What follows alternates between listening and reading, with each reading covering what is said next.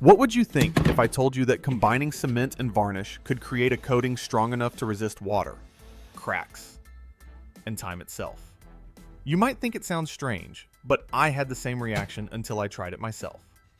Today, I will show you exactly how this simple mix works, why it holds up so well, and how you can use it for real repairs around your home. First, you pour a small amount of cement into a clean cup. Add it slowly so you can control the texture from the start. Next, pour in the varnish and begin mixing right away. Use a wooden stick and keep stirring until the cement is fully wet and smooth. You want a thick, creamy mix with no dry powder left. Let me know your location in the comments. What state are you in, and what projects are you working on at home? Now add a small amount of white PVA glue. This helps the mixture bond better and spread more evenly later. Stir again until everything is fully combined and uniform. Take your time here. If the mix feels too thick, add just a drop more varnish. If it feels too runny, add a pinch of cement. When the texture looks smooth and consistent, you are ready for the next step. Now you add the color. Sprinkle in a small amount of red-brown pigment and stir slowly until the color looks even.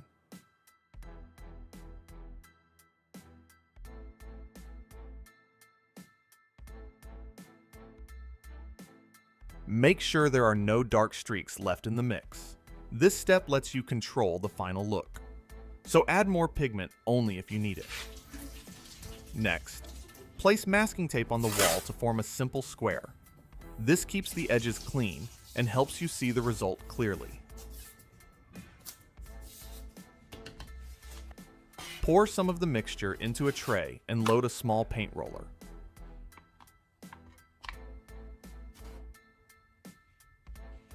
Roll it onto the wall with steady pressure.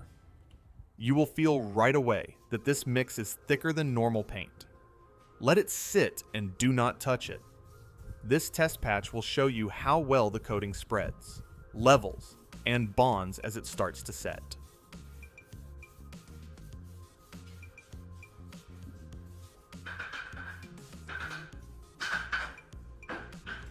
Next, take the broken roof tile and clean the area around the hole.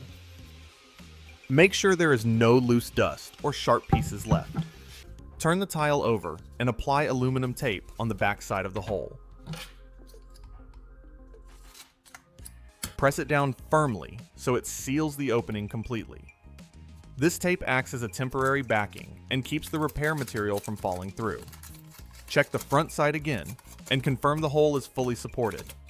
Once the tape is secure and flat, the tile is ready for filling and repair. Now, you can start the actual repair. Take a clean cup and add dry cement.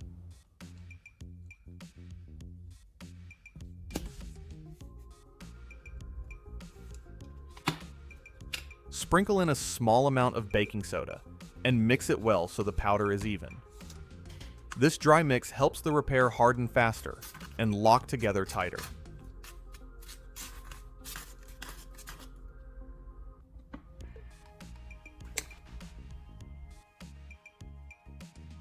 Slowly pack the mixture into the hole from the front side of the tile.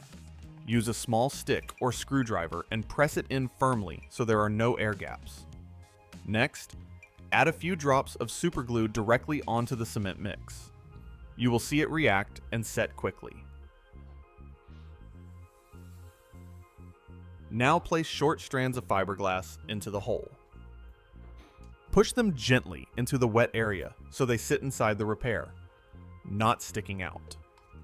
The fiberglass works like rebar and gives the patch strength from the inside. Add more of the cement and baking soda mix on top, then another few drops of super glue. Press everything flat and tight with your tool. Once the patch is fully hard, take a piece of medium grit sandpaper and gently sand the repaired area.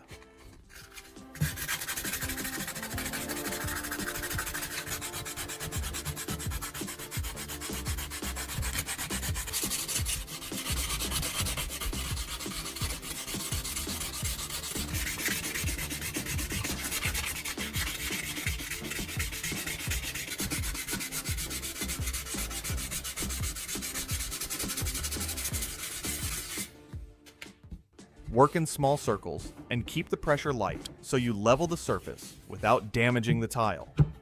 Run your fingers over the spot and feel for any high edges.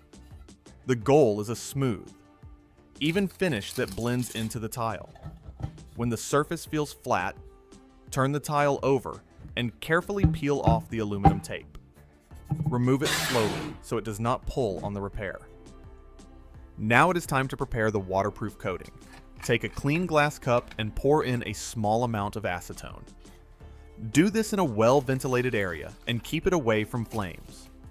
Slowly add pieces of styrofoam into the acetone. You will see the foam collapse and dissolve almost immediately. Keep adding small pieces until the liquid turns into a thick, sticky paste.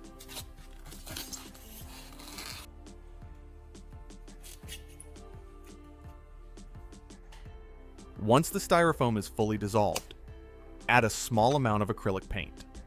Choose a color that matches the tile. Stir slowly and thoroughly so the color spreads evenly through the mixture.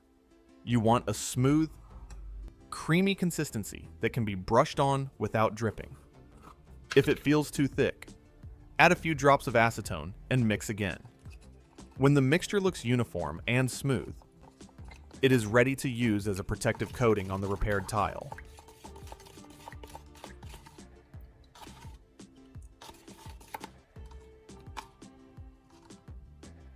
Now, apply the coating to the repaired tile. Use a small brush and spread the mixture evenly over the patched area. Make sure you cover the edges so the repair blends into the original surface.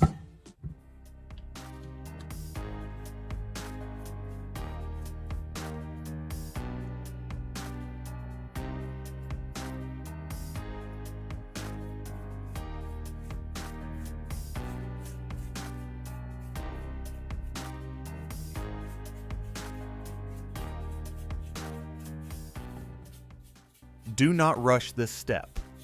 Let the coating sit and dry for about 1 hour in a well-ventilated place. After the surface feels dry and firm, it is time to test the strength. Place the tile on a solid surface and gently tap the repaired spot with a hammer.